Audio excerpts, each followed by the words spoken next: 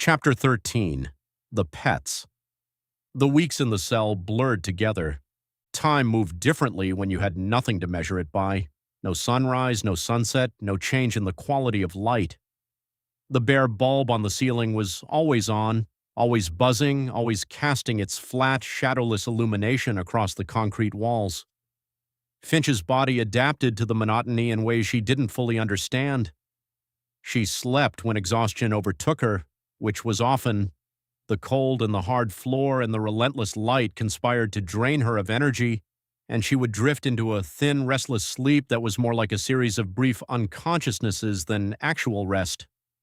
She woke with the same confusion each time, not knowing if an hour had passed or 6, not knowing if it was day or night outside the windowless walls. She exercised. It was the only thing she could do. She did push-ups on the cold concrete until her arms gave out, then lay on her back and stared at the buzzing light and waited for her heart rate to slow. She did sit-ups, crunches, leg raises, the basic movements that Mara had taught her at the junkyard, repurposed now as a way to keep her body from going soft. She shadowboxed, throwing punches at the air, working through the combinations Mara had drilled into her: jab, cross, hook, pivot. The movements felt absurd in the confined space, a kind of desperate pantomime, but they kept her sane. They kept her connected to the person she had been before the cell. She thought too much. The thinking was the worst part, worse than the cold, worse than the light, worse than the food. Her mind turned over the same subjects like a dog worrying a bone: her father, Mara, the junkyard, Earth 1, her mother alone in a house in Brookvale. She thought about the tyrant, about the girl she had met, the girl with her face and her eyes and a completely different soul. The other Finch, the tyrant, visited periodically. Not to talk, exactly, but to circle. She would appear at the door without warning, sometimes in the morning, sometimes in the dead hours, and she would sit in the chair backwards, arms folded over the backrest, chin resting on her wrists, watching Finch with a stillness that had teeth in it. The visits were irregular, which was its own kind of leash. Finch could never predict when they'd come, never prepare, never arrange her face into something that wasn't raw. She told Finch things about the bike, a Frankenstein machine welded together from the frames of 3 different motorcycles, painted black with reinforced handlebars and a steel bumper on the front. She described building it with a strange, savage pride, spitting details like she was daring Finch to be impressed. First time the engine turned over, I sat in the snow and cried like a fucking baby. Not happy tears, just shock. Nothing had worked for me in years. Then one thing did. She told Finch about the first of her followers, a boy named Dex, 15, abandoned, hungry, ready to follow anyone who offered him a reason not to lie down and die. Found him in a valley, sitting by a fire that was more smoke than flame, so thin I could have played his ribs like a fucking xylophone. Gave him food, gave him a blanket, gave him something to believe in, which is rarer out here than food, rarer than water, rarer than clean bullets that don't jam on you halfway through a fight. She told Finch about training them, turning frightened kids into soldiers, about the first raid, how the fear on the other group's faces had felt like the best thing she'd ever tasted. Better than food, better than sleep. You know what it's like watching a grown man piss himself because you smiled at him. No, of course you don't. You've got clean sheets. You understand, the other Finch said one evening, straddling the chair, her knife turning lazily between her fingers, catching the bulb's light and throwing it in bright, jittering fragments across the walls. You understand why I did it? I understand you were hurt. Everyone's hurt. That's not a fucking excuse, that's just weather. The difference between me and everyone else who got rained on is I decided to stop standing there getting wet and start being the storm. She grinned, delighted with herself. Write that one down. I should get a plaque made. And Mara? The knife stopped turning. The grin didn't so much fade as get put away, folded up and stored somewhere for later use. Mara was complicated. She looked for me. 2 years after they threw me out. Tracked rumors, walked half the state from what I heard. But I didn't want to be found. I was angry. At her, at the group, at the whole fucking world for having the audacity to keep spinning. Did you ever see her again? No, not before she... The tyrant stopped. Something crossed her face fast, there and gone, a shadow ducking under a door before it closes. Not before she disappeared. Heard she ended up with some group near Sydney. The junkyard. Never went? Never once. Because I didn't want to watch the woman who saved my life look at what she saved and see a monster wearing its skin. She said it flat, fast, like ripping a bandage, and then immediately laughed, short and humorless, papering over the crack. Relax, I'm not going to cry about it. I did all my crying at 12 over a motorcycle engine. Wasted the whole budget. On the 14th day, the other Finch came to the cell with a different energy, moving fast, eyes bright, knife already loose in her hand, a current running through her like the air before a storm splits open. "We're going for a ride," she said. "What?" "You and me. Come on. I want to show you something. Try to look excited, it'll be funnier." She hauled Finch to her feet and marched her out of the cell, through the compound, past guards who looked away as they passed, past barracks where people slept or sharpened blades or stared at nothing. Finch's bare feet hit frozen concrete and the cold bit into her soles with every step, and the tyrant didn't slow down once, didn't check whether Finch could keep up, just walked like the world would rearrange itself around her if it knew what was good for it. They reached the bike. It was exactly as described. Black, angular, held together by welds and pure stubbornness, the avarice symbol painted on the tank in white. And strapped to the front bumper facing forward were two figures. Hollows, two of them.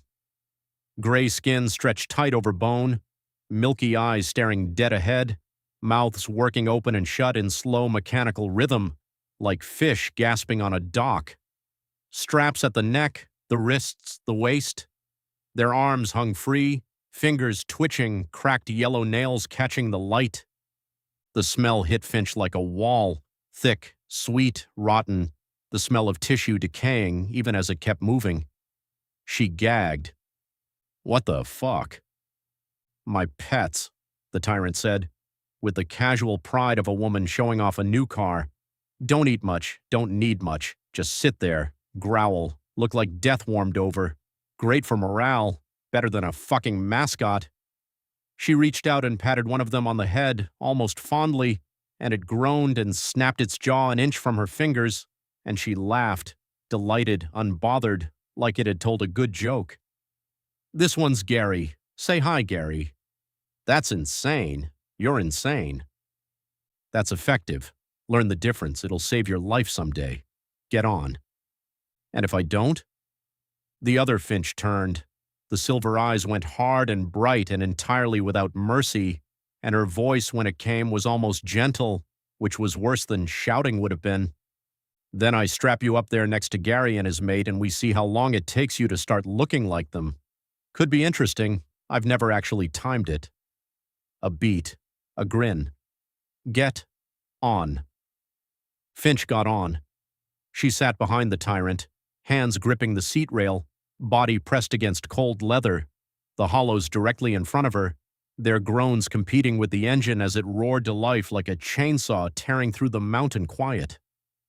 The bike screamed out of the compound and into the peaks. The other Finch drove like she lived, fast, reckless, daring the world to try something. The road was a narrow track through snow and rock, and the bike hit every rut at speed, jolting Finch's spine, rattling her teeth loose in her skull. The wind tore at her face, stole the warmth from her skin, and the hollows groaned into it, hair whipping, one of them turning its head slow and mechanical to fix its milky eyes on Finch and hold them there, unblinking, the whole ride. They rode for an hour, the landscape smearing past in white and gray and dark green, the mountains rising around them massive and indifferent. The tyrant pulled up at a clearing on a cliff edge and killed the engine, and the silence that followed was enormous, ringing, aching, louder somehow than the roar it replaced. "This is where I found Dex," she said, walking to the cliff's edge and looking down into the valley. "Right down there. Skin and bone and a fire that couldn't warm a fucking mouse gave him food, gave him a purpose. You gave him violence.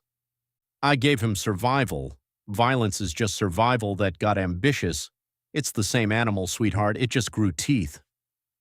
Finch stood beside her. The valley below was vast and white and beautiful, the frozen river a pale scar through it like a vein of ore. The wind moved through the bare trees with a sound like breathing, and Finch thought about the sound the hollows made and how close the two sounds actually were. "You could come with me," Finch said. The words surprised her.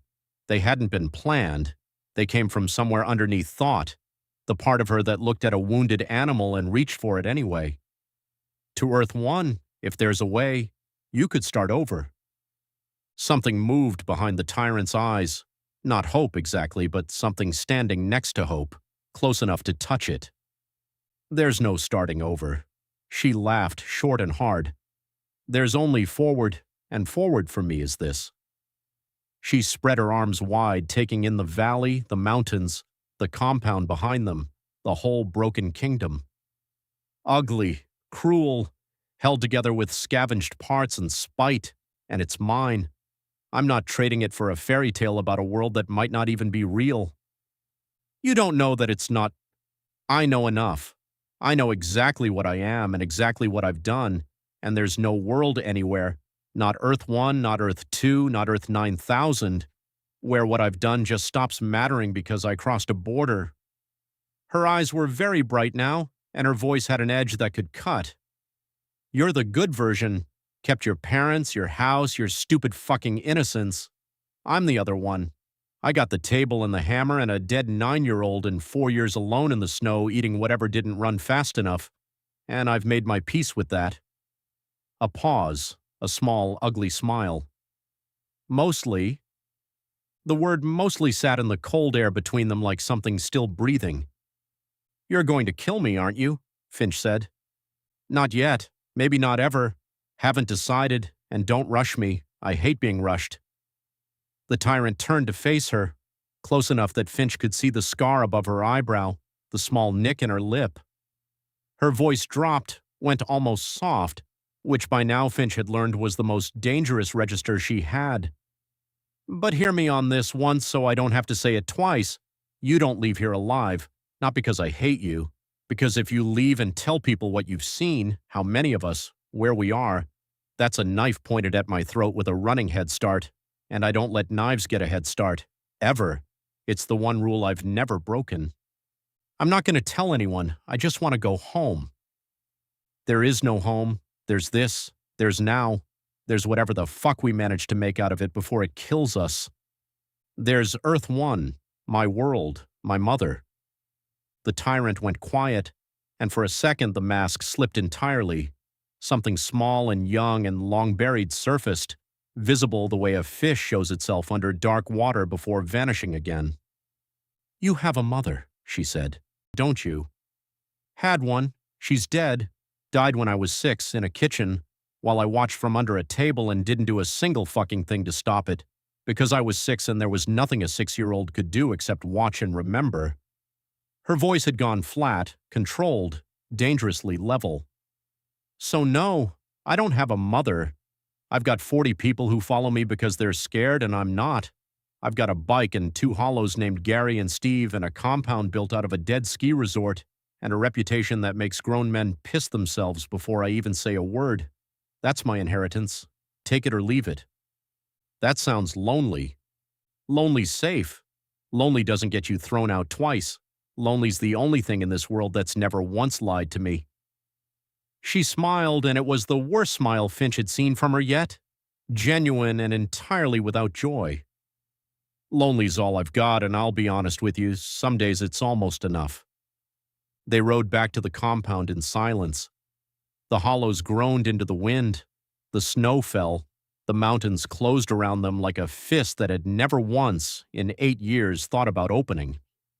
That night, in her cell, Finch lay on the mat and stared at the buzzing light and thought about the two of them, the girl she was and the girl she might have been, separated by nothing but the particular shape of the hands that had happened to be nearby when everything came apart. She thought, there but for the grace of God go I. She didn't sleep. The light buzzed, the walls were cold, and somewhere in the compound, in a room Finch had never seen, the other Finch sat on a bed and dragged a whetstone along the edge of her knife, over and over, the same 6 inches of steel sharpened past any practical need, and stared at nothing, and felt the loneliness sit on her chest like a hand that never let up pressure, and breathed through it the way she always did. One breath, one moment, one day, until the days piled up into years and the years built this. Chapter 14. The Other Girl. She was 6 years old and the world was ending. The kitchen smelled like pancakes. Not just any pancakes, her mother's pancakes. The ones with the slightly crispy edges and the soft, fluffy centers that she made every Sunday morning without fail, standing at the stove in her blue dressing gown with her hair still damp from the shower. The batter was in a bowl on the counter, yellow and thick, with the faint smell of vanilla that her mother always added. "Just a splash," she said, "it makes all the difference." The spatula had a cartoon character on the handle. A frog, she thought, or maybe a dinosaur. She had never been able to decide. And her mother used it with the easy, practiced wrist flick of someone who had made 10,000 pancakes and would make 10,000 more. Her father was at the table, reading the newspaper on his phone. He did this every morning, sat with his coffee, his thumb scrolling, his face arranged in the particular expression of mild disapproval that meant he was reading about politics. He wore a gray jumper that had a hole in the elbow, and his hair was uncombed, and he looked in that moment exactly like the kind of father she would remember for the rest of her life, comfortable, present, completely unaware that the world was about to end. The morning light was coming through the window. It was a good window, large, clean, the kind of window that let in the whole morning and made the kitchen feel like the center of the universe. Through it she could see the garden, the lemon tree, the clothesline, the fence with the missing slat that her father kept meaning to fix. She could see the street beyond, quiet and suburban, the kind of street where nothing ever happened. The light fell across the table in a bright rectangle, warming the newspaper, warming her father's hands, warming the world. Everything was warm and safe and completely, irrevocably normal. Then the window broke, not shattered, exploded. One moment it was glass, the next it was shrapnel, and through the gap came a shape, and then another and another, gray, groaning, moving with the terrible, relentless patience of things that had once been people and were now only hunger. The first one hit the counter with enough force to send the bowl of batter sliding to the floor. The second one knocked the stove, and the pan, and the pancakes, and the frog-handled spatula spinning across the tiles.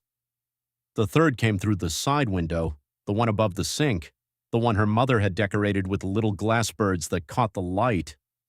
The birds shattered. The glass fell like rain. Her father screamed. Her mother screamed. The thing, the hollow, landed on the kitchen counter and knocked the pan to the floor, the pancakes forgotten, the frog-handled spatula spinning across the tiles. Her father grabbed a chair. He held it like a weapon, like a shield, and he put himself between the hollows and the back door where her mother was grabbing her hand, pulling her, running. But there were more of them, more and more, coming through every window, every door, the sounds of breaking glass and tearing wood and the groans, the endless groans. The smell hit her, a thick organic stench, sweet and rotten, the smell of something that was decaying even as it moved. It coated the back of her throat and stayed there, and she would smell it for years, in her dreams, in the quiet moments, in the spaces between one heartbeat and the next. She smelled it and she understood, with the terrible clarity that children sometimes have, that the people coming through the windows were not people anymore. Under the table. She was under the table. She didn't remember getting there. One moment she was standing, the next she was on the floor, curled into a ball beneath the tablecloth that her mother had sewn herself.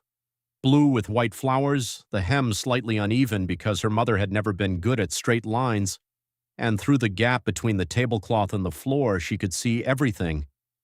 Her father's legs, her mother's legs, the gray shapes of the hollows, the red that spread across the tiles like paint thrown from a bucket. The frog-handled spatula lying on its side, the cartoon face staring at nothing. A pancake, half-cooked, on the floor.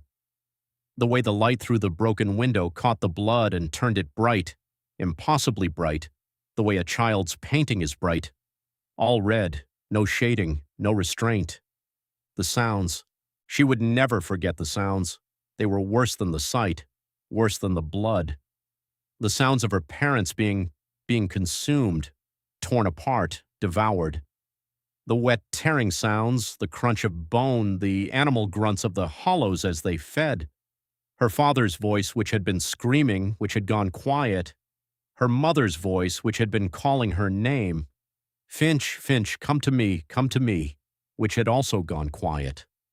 The sounds went on for a very long time, and she lay under the table and listened, and something inside her, something essential, something childlike and innocent and good, cracked and broke and fell away. The door opened. A woman, dark hair, strong arms, a hammer in one hand raised high. Her face was red, from exertion, from fear, from the effort of forcing herself through a house that was full of things that wanted to kill her. Her eyes were wide but focused, the eyes of someone who had made a decision and was not going to stop until it was done. "Come with me," the woman said. "Come with me now." Mara, the neighbor. The woman from 2 houses down who had a son named Eli and who brought them casseroles at Christmas, and who always smiled, even when she was tired, especially when she was tired. She smelled like the lavender soap she used, and in the midst of everything, the blood, the groans, the shattered glass, that smell was the most real thing in the world. It was the smell of a person who was alive and trying to help, and the girl clung to it the way you cling to a rope when the water is rising. Mara pulled her from under the table. The girl, 6 years old, trembling, silent, her eyes wide and empty, went with her. Mara's hand was around her wrist, tight enough to leave a mark, and the girl could feel the pulse in Mara's palm, fast, strong, alive. They ran through the back door, across the garden, over the fence. The girl's feet were bare.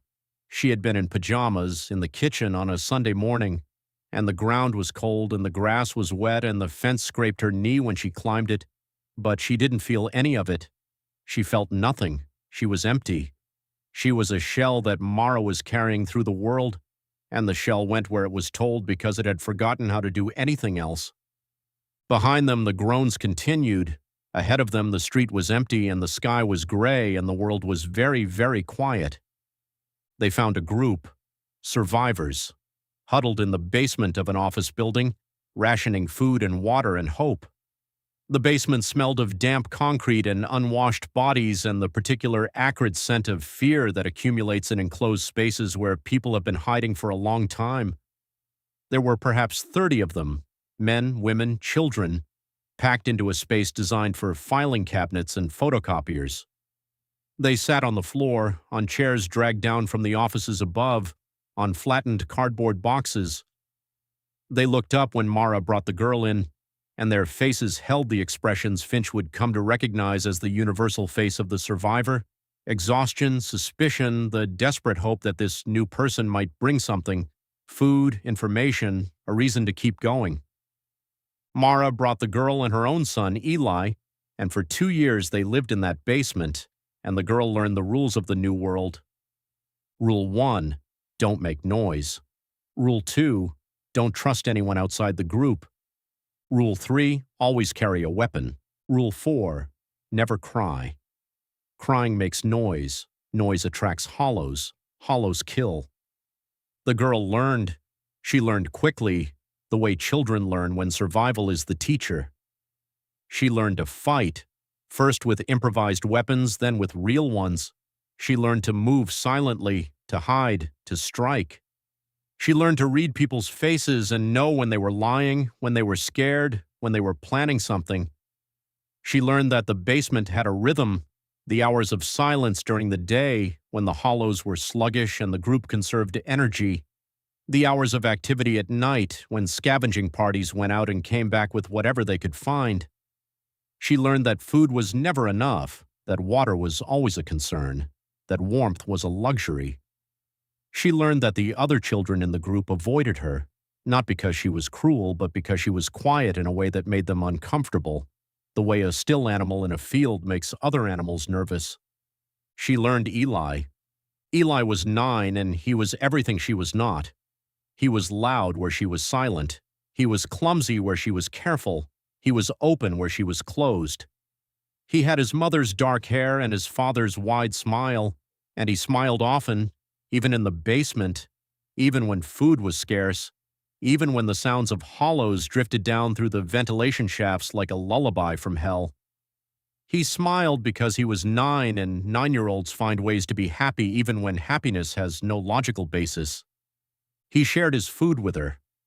Every meal, without fail, he broke his portion in half and gave her the larger piece, and when she refused, he said, "I'm not hungry," in a voice that was clearly lying, and she took the food because she was hungry and because the gesture was the only kindness she had known since the kitchen. He let her use his blanket when she was cold, his one blanket, the thin frayed thing that was all he had, and he gave it to her without being asked, without being told, without any expectation of return. He talked to her when no one else would.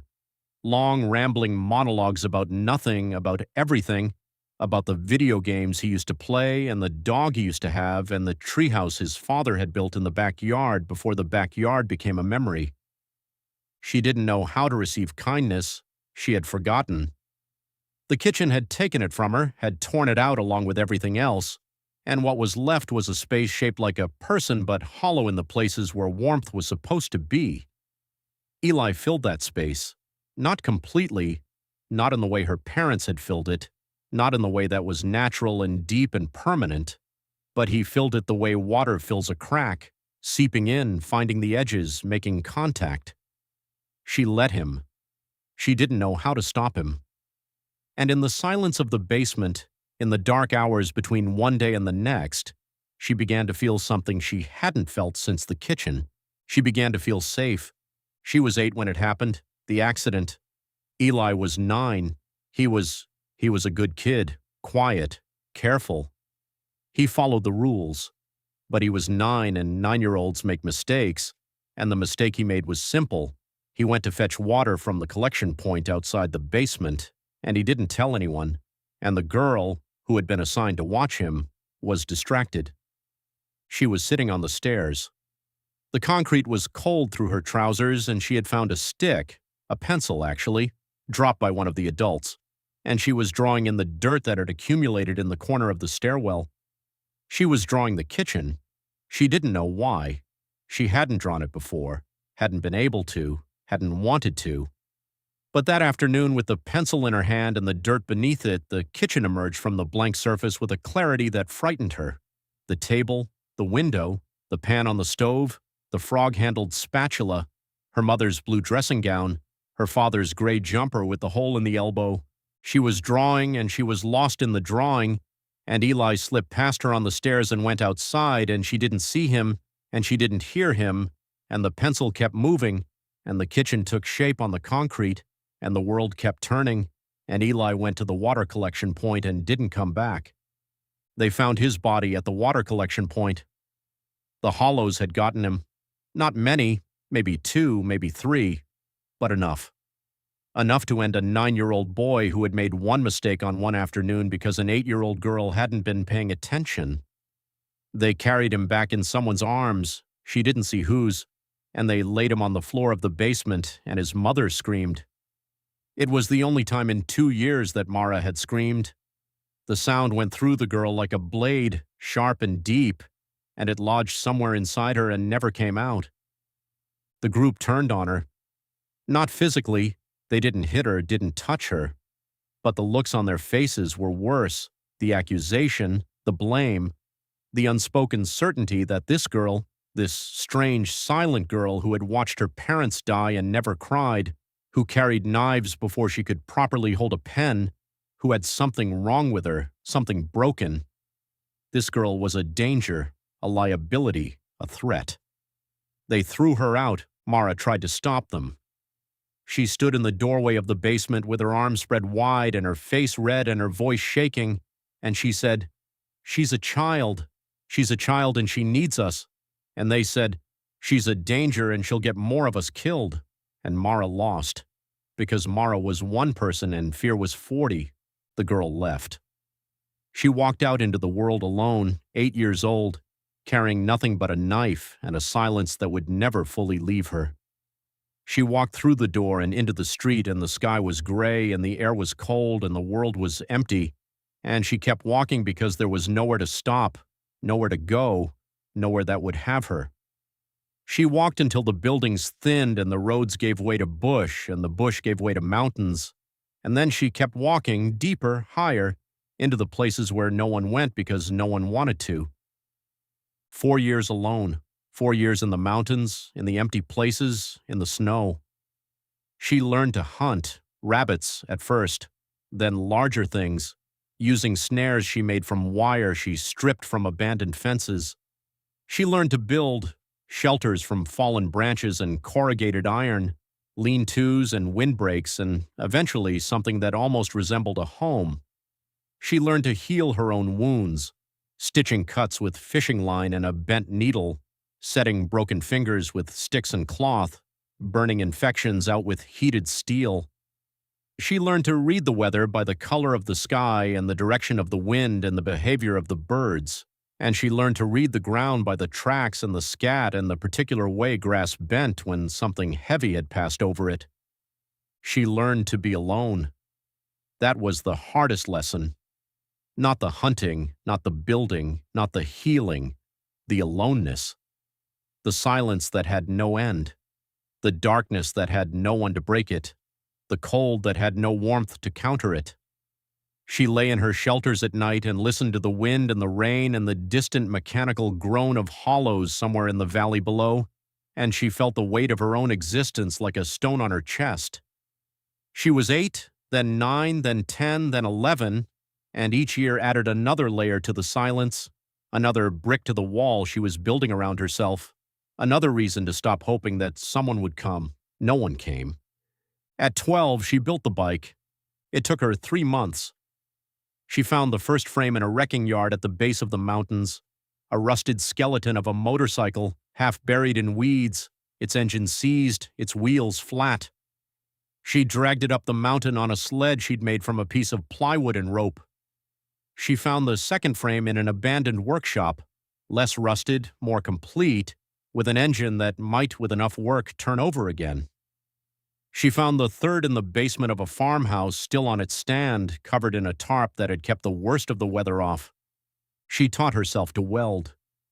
There was a tablet in the farmhouse, dead at first, but she found a solar charger in a shed, and after 3 days of sunlight, the tablet came to life, its screen cracked but functional. She watched tutorials. She practiced on scrap metal, burning her fingers, melting through steel, filling the air with the acrid smoke of flux and the sharp, bright smell of molten metal. She blew up a battery. She set fire to a workbench. She singed her eyebrows off and didn't grow them back for 6 months. But she learned. She stripped each frame down to its essential components, the engine, the transmission, the frame itself. She welded the best parts together, creating a hybrid machine that was ugly and angular and held together by welds and stubbornness. She rebuilt the engine, replacing pistons and gaskets with parts she scavenged from a dozen different machines. She taught herself to ride, crash, crash again, repair again, until the bike became an extension of her body, a second skeleton, a way of moving through the world that was faster and louder and more visible than anything she had done before. The first time the engine turned over, really turned over, catching and holding and settling into a rough, steady idle, she sat in the snow beside the bike and cried. Not from joy, from the shock of having made something that worked after years of nothing working. From the realization that she could build, that she could create, that the hands that had held a knife under a table could hold a wrench and make something live. She sat there and the engine idled and the snow fell around her, and she felt for the first time since the kitchen that she was not just surviving, she was building. At 14, she found the hollows, the two that were now strapped to her bumper. She had been morbidly curious, she supposed. She had seen hollows all her life, seen them killed, seen them shamble, and one day she had the thought, what if I kept one? What if I kept one like a pet, like a guard dog, like a trophy? It was insane. She knew it was insane. But insane and alive was better than sane and dead, and so she captured two of them, sedated them with a drug she'd mixed herself from plants she'd found in the mountains, a paralytic that kept them still but conscious, and strapped them to her bike and kept them. She studied them. She learned their patterns, their responses, their limits. She learned that they could be controlled, not with reason, not with kindness, but with fear and proximity and the particular terrible authority of someone who was not afraid of them. People feared her. That was the point. The hollows on the bike, the knife at her belt, the leather jacket with the symbol she'd burned into it herself, the circle in A for avarice, for the greed that the world had shown her and that she now showed the world. People saw her coming and they ran, and when they ran they survived, and when they survived they told others, and the story grew. The lavender-haired girl with the hollows on her bike, the girl who didn't die, the girl who lived in the mountains and took what she wanted and answered to no one. By 16, she had followers, Dex first, then others. She found Dex in a valley south of the mountains, sitting by a fire that was more smoke than flame. He was 15, alone, abandoned by his group, thrown out the way she had been thrown out, for reasons that were different in detail but identical in shape. His clothes hung off his bones. His eyes were the flat, distant eyes of someone who had decided to stop caring whether he lived or died. She sat beside him without speaking and gave him food, dried meat, crackers, a tin of peaches she'd been saving, and he ate without speaking, and when he was done he looked at her with those flat eyes and said, "Who are you?" "Nobody," she said. "Like you." She gave him a purpose. She gave him the knife and the jacket and the symbol and the rage, and she gave him something to believe in, which was the rarest thing in this world, rarer than food, rarer than water, rarer than ammunition. She gave him the idea that the world owed him something, and that taking it back was not just acceptable but necessary. She gave him permission to be angry. He was the first. There would be others. Broken children, discarded children, children who had been thrown out of their groups the way she had been thrown out. She found them in valleys and basements and the shells of abandoned buildings, and she gathered them the way a fire gathers kindling, slowly, patiently, until the pile was large enough to burn. She trained them. She turned frightened, broken children into warriors. She taught them to fight, to move, to think. She gave them discipline, structure, the particular clarity that comes from having a purpose and a leader and a cause. She was not kind. Kindness was a luxury she could not afford and did not value, but she was effective. She made them strong. She made them feared. She made them hers. The first raid came at 16, 3 months after she found Dex. They hit a small group near the coast, a dozen people, poorly armed, poorly organized. The fight lasted 10 minutes. It was not a battle. It was a demonstration. She stood at the edge of it and watched her people work, watched them move with the precision she had drilled into them, watched them take what they wanted and leave nothing behind. The fear on the faces of the people they attacked was, she couldn't describe it. It was the best thing she had ever felt, like power, like safety, like the opposite of being 6 years old and hiding under a table while your parents were torn apart. She took their food, their weapons, their supplies. She took their fear, and she left them alive. Because dead people don't spread stories, and stories were the point. Stories were the weapon. Stories were the wall between her and the world that had tried to destroy her. By 18, Avarice was 40 strong and the most feared group in New South Wales. They moved like a storm, striking without warning, taking what they needed, leaving nothing behind. The circle in A became a symbol of terror, and the lavender-haired girl became a legend, and somewhere deep inside her, the 6-year-old who had hidden under a table and watched her parents die was still there, still hiding, still waiting for someone to open the door and pull her out. No one came. No one pulled her out. The door stayed closed, and the girl became the tyrant, and the tyrant became the monster, and the monster sat on a motorcycle with two dead things strapped to the front and laughed at the fear in people's eyes because the alternative to laughing was screaming, and she had done enough screaming to last a lifetime. That was the story. That was the other Finch's story. And Finch, the Earth One Finch, the girl with lavender hair and silver eyes who had woken up on a highway 3 weeks ago, lay in her cell and listened to the story and felt something inside her that she had never felt before. Not pity, not fear, something closer to recognition. The recognition of looking into a mirror that showed not your face but your possible face, the face you would have worn if the world had been slightly different, if the choices had been slightly different, if the pain had been slightly different. The recognition of looking at the worst version of yourself and knowing with absolute certainty that you were not that person, but also knowing with equal certainty that the distance between you was smaller than you wanted to believe. She thought about the kitchen, the pancakes, the frog-handled spatula, the light through the window. She thought about how close she had been to being the other Finch, how a different set of hands, a different set of circumstances, a different quality of luck could have put her under that table and kept her there, could have broken her in the same places and left the same scars. She thought about Mara, both Maras, the one who had saved her and the one who had failed to save the other version, and she thought about the word go and the word monster and the space between them. The light buzzed, the walls were cold, and Finch Adderwood of Earth One closed her eyes and slept, and in her sleep she dreamed of a kitchen that smelled like pancakes and a window that broke and a table with a tablecloth and a woman with a hammer and a boy who went to fetch water and didn't come back. She dreamed of all the ways a person could be broken. She dreamed of all the ways a person could survive. Chapter 15. The Break. Finch woke to the sound of her father's voice, not shouting this time, something worse, a voice that was very quiet and very calm, the way Caleb's voice got when he was past anger and into something colder and more dangerous. She had heard that voice only once before, in the junkyard, when a trade had gone wrong and the other party had tried to cheat them, and Caleb had spoken in that same flat, measured tone that made the air feel thinner. "Dad," Finch said, pressing her face to the door. The wood was cold against her cheek, and through it she could feel the vibration of his presence, the small, precise sounds of someone working with their hands. "Dad, what's happening?"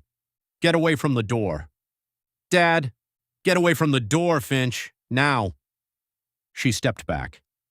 She heard movement on the other side, quiet, precise, the sound of someone working on a lock with tools they shouldn't have had. Metal on metal, a scrape, a click, the particular tension of a pin being lifted. A minute later, the door opened and Caleb stood in the frame with a thin metal rod in his hand and blood on his knuckles. His face was different, not angry, worse than angry, calm. The calm of a man who had made a decision and was no longer interested in alternatives. His eyes were the color of steel and they moved across the cell with the quick assessing sweep of someone already thinking 3 steps ahead. He was bruised, a deep purple bloom across his left cheekbone, a cut above his eyebrow that had bled and dried and bled again. But he moved without stiffness, the adrenaline burning through the pain like fire through paper. "Where did you get that?" Finch whispered. "The workshop. I've been planning this for 3 days." He looked at her, really looked at her, the way he used to look at her across the kitchen table in Brookvale.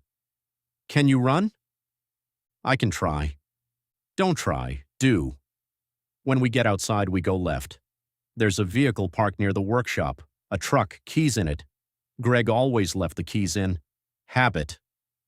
His hands were shaking, not much, a fine tremor, barely visible in the dim light, but enough for Finch to see. He noticed her looking and clenched his fists, and the shaking stopped. They moved through the compound like shadows. It was night, the middle of the night, the dead hours when even the most dedicated sentries got drowsy. The snow muffled their footsteps. The air was so cold it burned their lungs with every breath. The weapons room was near the workshop, a fortified structure with a heavy door that Caleb had watched being opened and closed enough times to know the mechanism. He worked the lock in under a minute, and they slipped inside. The room smelled of oil and metal and the particular chemical scent of cleaning solvent. Finch's eyes moved across the shelves and found what she was looking for. Her backpack was there, her knife, her jacket, her boots, all of it, lined up on a shelf like exhibits in a museum of a person's life. She grabbed them and dressed quickly, the familiar weight of the knife at her belt like a friend's hand on her shoulder. Caleb found his own gear, his machete, his crossbow, his jacket. He loaded the crossbow with the fluid, automatic motion of long practice, checked the blade of the machete, shrugged into his jacket. He looked like the leader he had been at the junkyard, composed, certain, ready. "Where to?" Finch asked. "Out, away, the farm Cameron told us about, past the mountains, past Avarice territory. We find it, we go there, we figure out the rest later." They were almost at the door when it opened. The other Finch stood in the frame, backlit by the compound's floodlights. She was dressed, jacket, boots, the knife in her hand, and for 1 second she just stood there, chest rising and falling, staring at the open weapons room, at the two of them dressed and armed and halfway to gone, and something in her face went very still, the way weather goes still right before it turns violent. "You," she said very quietly, and then not quietly at all. "You broke out of my cell." "Dad," Finch started. Caleb stepped in front of her. "We're leaving. Don't try to stop us." "Don't try to stop you?" The tyrant's voice cracked upward, incredulous, almost a laugh, except there was nothing funny left in it. "I gave you a cell. I gave you food. I told 40 people not to touch either of you. Do you understand what that cost me? Do you understand how many favors I had to call in to keep my own soldiers from gutting you for sport? And you repay that by picking a lock like a couple of common fucking thieves?" She moved, fast, faster than either of them had braced for. She was through the door and across the room in a single stride, and her free hand shot out and closed around Caleb's wrist before his machete had even finished rising, twisted, and drove her elbow into the joint with a crack that filled the room. The machete spun away and rang off the concrete. Caleb went down hard, his arm folded at an angle it shouldn't have folded at, a strangled sound tearing out of him. "Dad! Ah. The tyrant hadn't even looked at him. She was already turning, already stepping between Caleb on the floor and Finch by the shelves, and there was nothing playful left in her voice at all now, just a low, furious burn. "This one's not for him, not tonight." Her eyes found Finch's and locked on, and when she spoke again her voice had risen, sharp and shaking with something that was somewhere past anger, out in territory that didn't have a name. "Tonight it's you and me, sweetheart, just you and me. Family reunion." "Finch, run!" Caleb tried to push himself up, cradling his arm, his face gray with pain. "Try it." The tyrant rounded on him for exactly half a second, eyes blazing, and the sheer volume of it made the shelves rattle. "Try it, old man, and I will break every single bone in that arm one at a time and make her watch. I am not going to kill you. You're not the point tonight. You were never the point. But you get up off that floor and I promise you, on the memory of every single person I have ever buried, you will regret it for whatever's left of your miserable life. Sit down." Caleb sat. Not from obedience, Finch could see the fury written across his face, but because he understood, the way you understand a locked door, that there was genuinely nothing else he could do. His good hand found the fallen machete and closed around the handle anyway, defiant, useless, and he stayed on the ground, and he watched. The tyrant rolled her neck side to side, a slow, furious crack of vertebrae. "You want to know what really pisses me off?" she said, circling now, voice climbing again, ragged at the edges. "It's not the escape. Escapes happen. I'd have respected an escape. It's that you made me nice. I visited your cell. I talked to you. I told you things I've never told another living soul. Do you understand that? I told you about Eli. I told you about my mother. And you sat there nodding along like we were having a fucking heart-to-heart while you were counting guard rotations behind my back the entire time. I didn't. Don't lie to me!" The shout ripped out of her, raw, and for one unguarded second her face wasn't cruel at all, just hurt, badly and openly hurt, before it slammed shut again into something harder. I hate liars. I hate them more than I hate almost anything, and you're not even good at it. She came at Finch low and fast, knife leading, and Finch barely got her own blade up in time. Steel met steel with a bright, ugly ring that filled the small room. The tyrant didn't pause. She was already moving again, spinning the strike into a backhand slash that Finch had to throw herself sideways to avoid, her shoulder clipping the shelving, a box of ammunition crashing to the floor and scattering brass across the concrete like hail. "You know what the worst part is?" the tyrant shouted, pressing forward, knife flashing, each word timed to a strike. "The worst part, strike, is I actually, strike, blocked, liked you."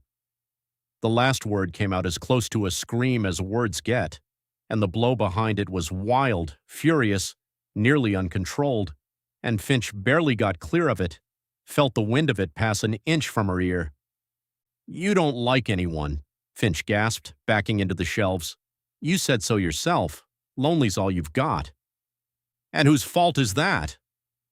The tyrant's voice cracked, genuinely cracked, somewhere between rage and something closer to grief, and she came in again, faster, sloppier, more dangerous for the sloppiness, because now she wasn't fighting like a soldier, she was fighting like something wounded. "You think I chose this? You think anyone chooses this? I was 6. I was 6 years old under a table and nobody ever asked me if I wanted any of it, and then you show up wearing my face, sleeping like a baby in my cell, and you get to be angry at me?" She fainted. Finch fell for it, weight already committed to blocking a strike that curved away at the last instant into a real one, the flat of the blade catching Finch across the ribs hard enough to steal the air from her lungs. Finch staggered back into the shelves, gasping, and the tyrant didn't press immediately. She stood there instead, chest heaving, knife trembling slightly in her grip, and screamed at the ceiling, wordless, furious, before her eyes snapped back down to Finch like a predator remembering its meal. "Get up," she snarled. "Get up, I'm not finished. I am nowhere near finished.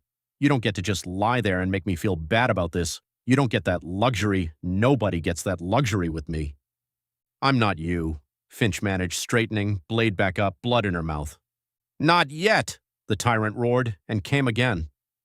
This time it was faster, harder, a real combination, knife, elbow, knee, all three flowing into each other with a fluency that came from years, not weeks of brutal practice, and she talked through every single one of them, voice rising and cracking and rising again, an unbroken stream of fury that never once let up.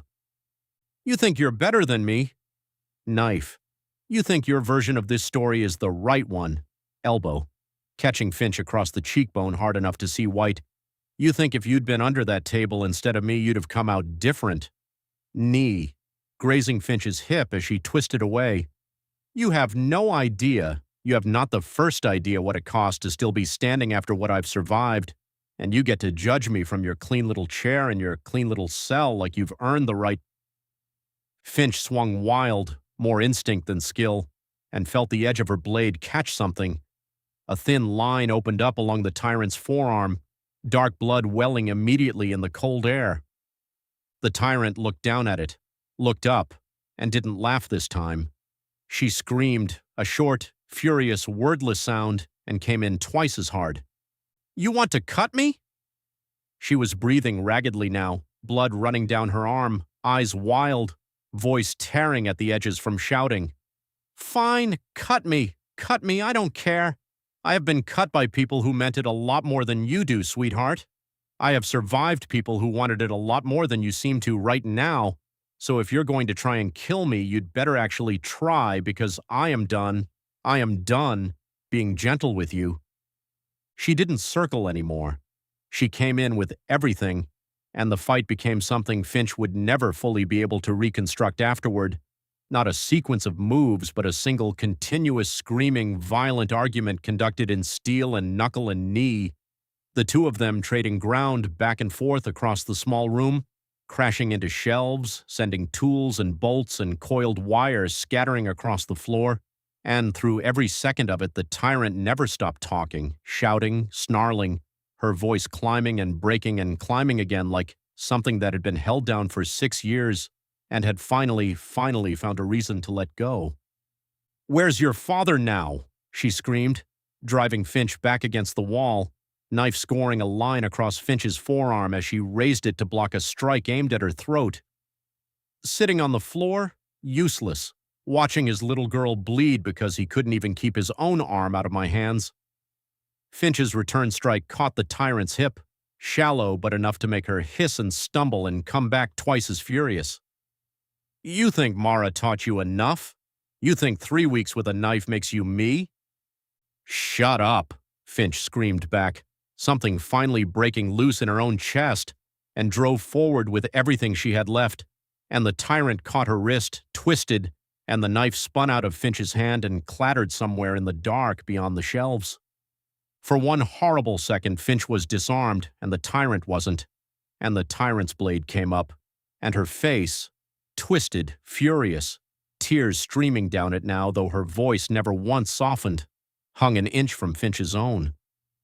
"I'm going to make this hurt," she said, low and shaking and utterly sincere. "Not because I want to, because you made me, because you had to go and be interesting. You had to go and make me feel something again after 6 years of not feeling anything, and I hate you for it. I hate you more than I have ever hated another living thing, and I am going to carve that face off you, and I am going to wear it like a mask so I never have to remember what it felt like to almost. She never finished the sentence.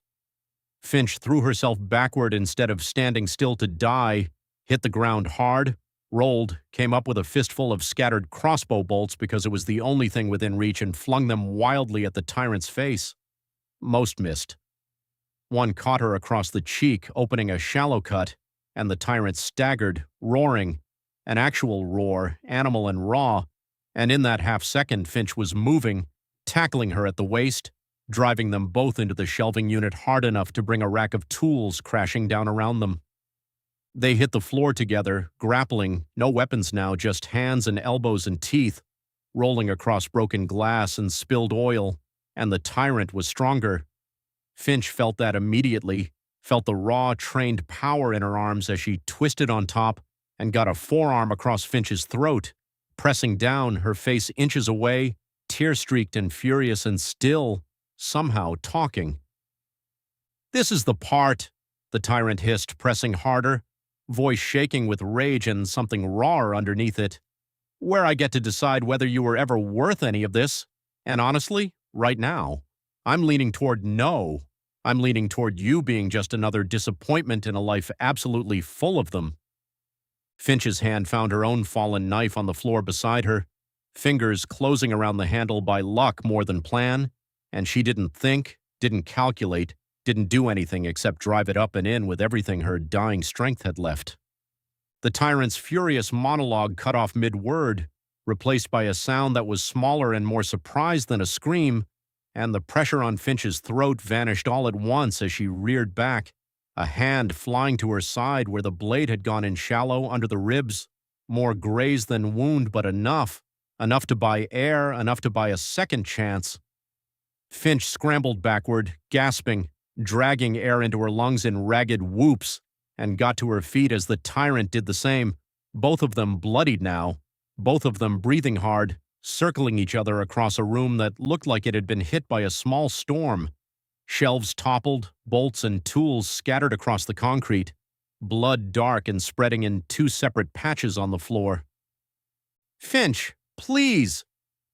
Caleb's voice from the corner, strained, desperate, his good hand white-knuckled around the useless machete.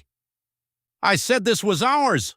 the tyrant screamed, not even glancing at him, and something in her had gone past fury now into something almost unrecognizable, grief wearing rage like a stolen coat, the two so tangled together that Finch couldn't tell where one ended and the other began. "Don't you see?" she said, quieter now, though her voice still shook, circling, blood running freely down her side. "Don't you see that this is what we are? This is what we become, both of us, underneath everything? You think you're different from me, but you're not. You're just—" "I'm not you," Finch said. "You are me." It came out as a shriek, raw and furious and heartbroken all at once, echoing off the concrete. "No." Finch drove forward, not with skill. She had precious little of that left, not with technique. She'd never really had much to begin with, but with sheer, stubborn, desperate force, throwing every ounce of exhaustion and terror and 8 years of grief into a single motion. The tyrant who had spent this whole fight burning through rage faster than she could reload it, who was screaming and weeping and striking all at once, was not braced for someone who, in this one final instant, had gone past fear entirely and out the other side. The knife found its mark. It went in under the tyrant's left eye, through the socket, and further. It happened fast, so fast that the tyrant's last shouted word died half-formed in her throat. One moment she was mid-scream, mid-motion, some final furious accusation dying unfinished on her tongue.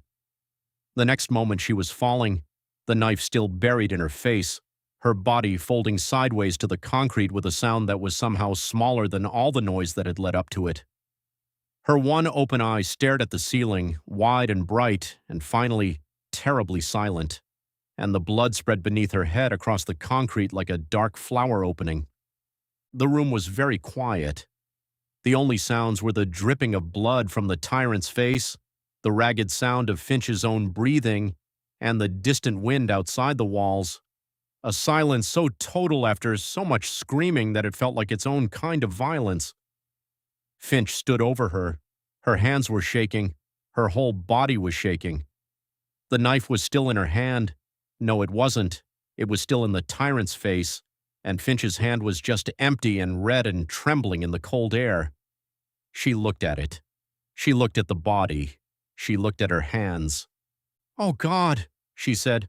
"Oh, God, oh, God."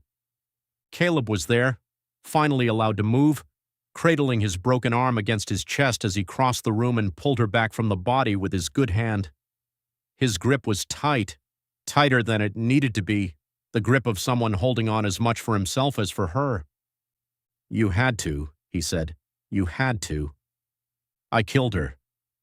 She was going to kill you. She screamed it at you herself more than once. She was me. I know.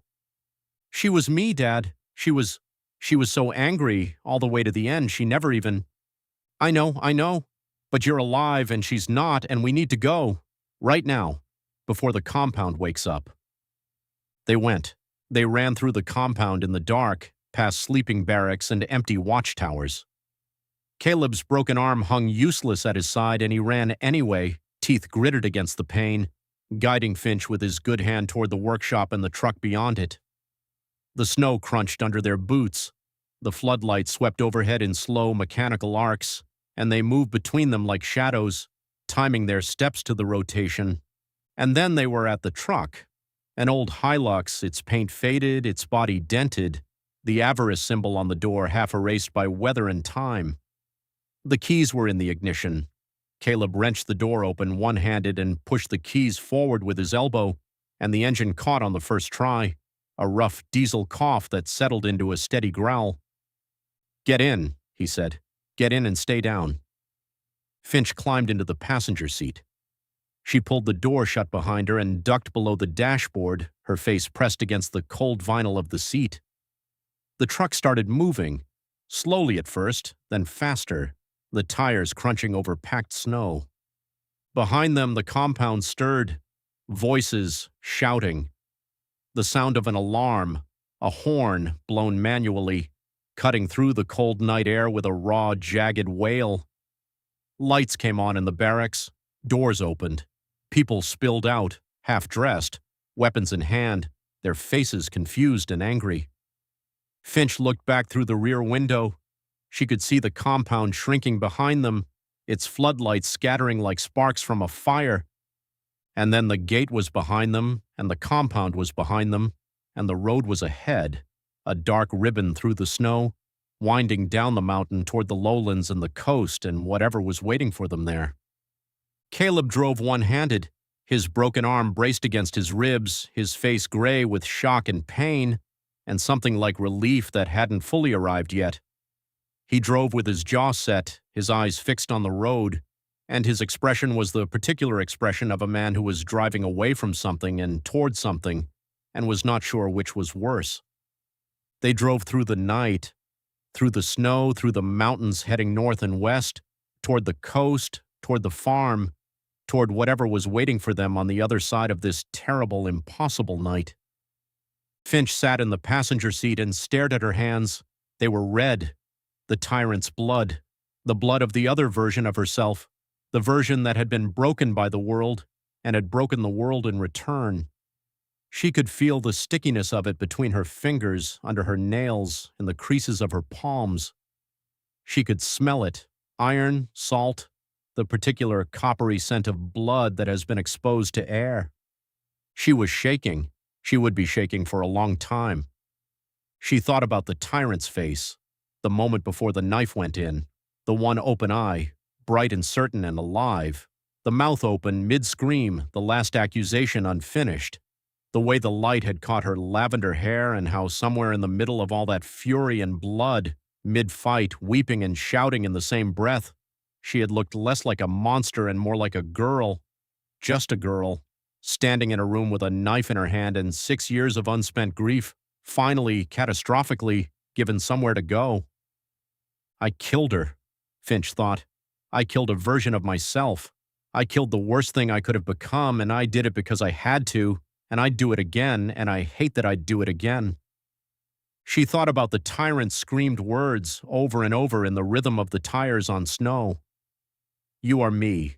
You're not you. You're not you. You're not. The words had been true, in their way. The tyrant had been her, had been the shape her life would have taken if the world had been different, if the hands that held her had let her go, if the cold had been colder and the loneliness had been deeper and the anger had been the only thing left standing at the end of it screaming because screaming was the only language it had left to speak in. She thought about Mara, both Maras, the one who had died in the river and the one who had raised a monster out of love and lost a son doing it. She thought about love and what it meant to love someone who was becoming something you couldn't stop. She thought about the word go and the word monster and the space between them, the vast, unbridgeable space where people live and die and become things they never imagined. The truck climbed a hill, the road leveled, the snow thinned, and ahead, visible now through the windscreen, dark against the lighter sky, the coast, the ocean, the edge of the continent, the place where land stopped and water began, the place where the world ended in a way that was natural and clean and nothing like the screaming, furious ending she had witnessed in that cold, wrecked room. She was alive, and the tyrant was not. And somewhere, in some version of reality, the 6-year-old girl who had hidden under a table was finally quiet. But the cost of that quiet was the blood on Finch's hands, and the weight of it, and the knowledge that she would carry it for the rest of her life, through whatever came next, through whatever world awaited her, through every quiet night and every dark morning and every moment when she looked at her hands and remembered what they had done and what had been screamed at her while she did it.